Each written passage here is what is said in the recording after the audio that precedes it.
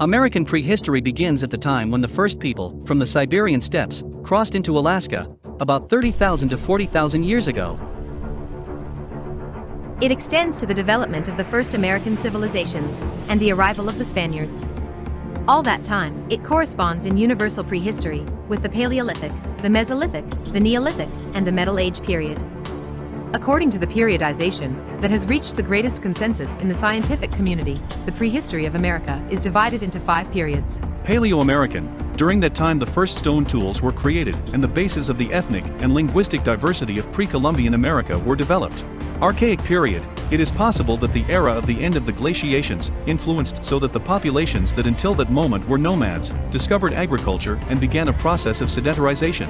Formative period. The American man began to form sedentary peoples, thanks to agriculture, and around this, there was the formation of more complex societies. Classic period. This is the era of splendor of the most prominent civilizations on the continent, especially in Mesoamerica, such as the Maya.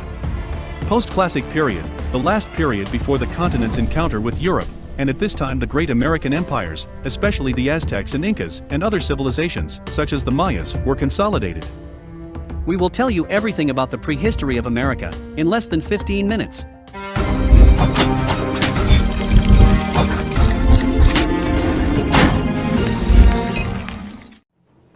Let's travel back about 30,000 years.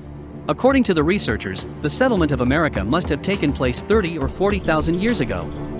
There are several theories, but the most accepted is that these settlers crossed the Bering Strait, a sea passage between Siberia and Alaska. The first human beings to arrive on the American continent came from Asia.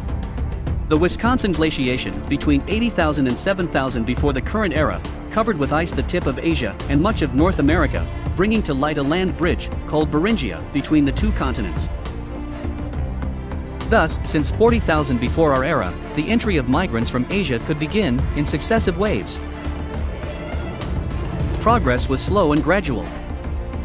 In the current territory of Mexico, there were human beings about 35,000 years ago, and in the extreme south, in Patagonia, 12,700 years ago.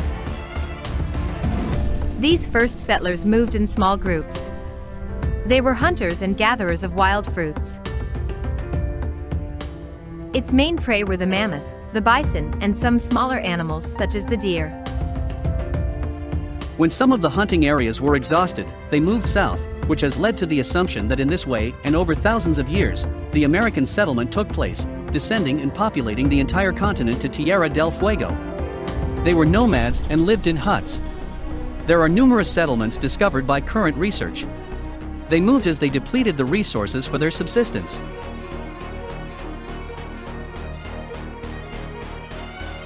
In approximately 8,000 before the current era, the Holocene begins, a process in which the glaciations end and the entire planet suffers global warming. It is the beginning of the archaic period of the prehistory of America. It is possible that this planetary phenomenon influenced prehistoric peoples, entirely nomads, to discover agriculture and initiate a process of sedentarization. The appearance of milder climates, the shelter of the rocks, the protection against animals, and the proximity of water courses ended up establishing housing preferences and allowed the groups to concentrate on a specific area more or less reduced. They then developed agriculture and the domestication of animals, which generated the first sedentary populations. From this relative stability, man begins to verify certain climatic recurrences that allow him to establish cycles. These cycles led to the first advances in the control of natural resources and the comprehensive use of their fruits. There are indications in the central Andean area, in the cave of the Guitarrero in Peru, of bean crops that could be 9,000 years old. Corn in Ecuador, squash and avocado in Mexico have been cultivated for 4,000 years. Quinoa and potatoes in Bolivia are the first signs of agricultural activity and confirm the slow transition from a coffee and harvesting economy to one based on permanent settlements that would have occurred between 3,000 and 6,000 years ago. The first settlements began to take place, and towards the 6th millennium, the new conditions of subsistence in more or less stable places allowed the appearance of a new abundance, time. With this the first cave paintings appear. At that time, the first cities began to be born, which in America appeared almost on a par with the foundation of the oldest cities in the world, in the Middle East and China especially. The beginning of the heyday of the Olmec civilization closes this archaic period, around 1500 before our era. Around the year 1500 before our era, the formative or pre-classic period of America begins, which extends until the year 292 of our era. It corresponds to the third period in which the prehistory of America is divided. During the Archaic period, up to 200 species of animals, including the mammoth or the mastodon, disappeared from America forever due to food shortages, so the populations began to base their diet on the collection of fruits. Thanks to agriculture, the American man began to form sedentary peoples, and around this, more complex societies were formed, initially in Mesoamerica and the Central Andes.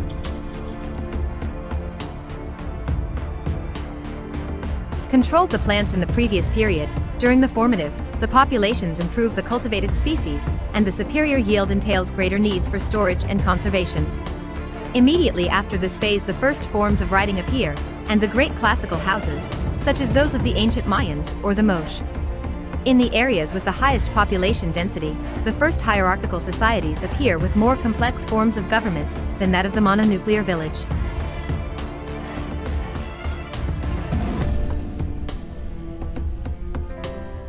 Stratified societies emerge, in which there are differences in wealth, hierarchy, and power between individuals. At the end of this process, the first states will eventually appear, large political organizations that cover large territories, and numerous urban settlements, and in which certain groups exercise power and receive tribute from the rest of the population and from other more distant nuclei. The ruling classes and personnel specialized in carrying out specific tasks emerge: rulers, priests, warriors, artisans, and peasants. Around the year 1000 before the current era, two civilizations flourished: the Olmecs in Mesoamerica and the Chavan in the Andean region. Both are considered mother cultures because they create cultural practices that will influence successive civilizations in their respective areas. The Zapotecs or Teotihuacanos in Mesoamerica, or the Machicas, the Nazca or the Tiwanaku in the Andean area. The Olmecs occupied a region of about 18,000 square kilometers south of the Mexican state of Veracruz and west of Tabasco. In the year 200 of our era, in Mesoamerica, one of the most impressive civilizations begins to shine: the Mayans. Its political, social, and economic wealth is surprising.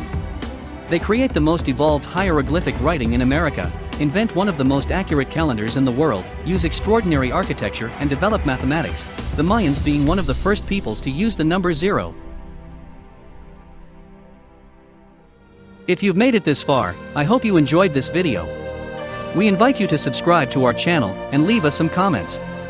See you in a next video to continue exploring together the past, present, and future of our world.